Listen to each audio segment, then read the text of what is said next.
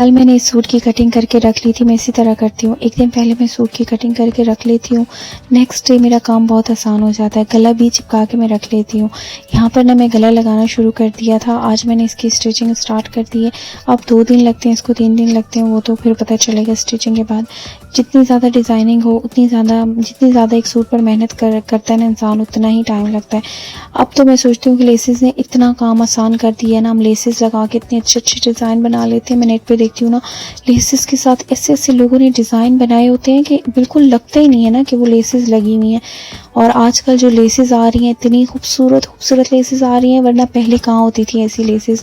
جب ہماری ماؤں کا دور تھا نا, میری امی کہتی ہیں ہم بہت محنت سے ایک سوٹ بنایا کرتے تھے. اگر کوئی فنکشن آ جاتا تھا نا تو ہم اتنی محنت کیا کرتے تھے, ایک سوٹ کے اوپر امبرائڈری وغیرہ کرتے تھے, ستارے لگایا کرتے تھے, پھر اس کے چاروں طرف جو ہے نا ہاتھ کے ساتھ نا وہ کرتے تھے, پلٹا دیا کرتے تھے, ترپائی جسے ہم لوگ کہتے ہیں نا, تو وہ ترپائی کیا کرتے تھے. اور اتنا ہمارا ٹائم لگ جاتا تھا اور اتنی محنت بھی لگتی تھی, اور پھر بھی اس طرح کی سوٹ نہیں لگتا تھا, مطلب تھوڑا نارمل سا ہی لگتا تھا, برانڈڈ سوٹ نہیں لگتا تھا. تو بڑا سادہ دور ہماری ماؤں نے دیکھا ہے اور بہت زیادہ مشقت والی زندگی گزاری ہے. ہمارے لیے تو اتنی آسانیاں ہیں. یہاں پر دیکھیں نا, اتنا اچھا گلا ریڈی ہو گیا, مطلب کچھ زیادہ کرنا ہی نہیں پڑا, کٹ بھی نہیں دیا میں نے, سمپل اس کے اوپر لیس اٹیچ کی اور اس طرح سے گلے کے اوپر چھوٹا سا کٹ دے کر میں نے اس کو لیس کو لگا کے اوپر سے پریس کیا نا, اتنی اچھی یہ لگ رہی تھی.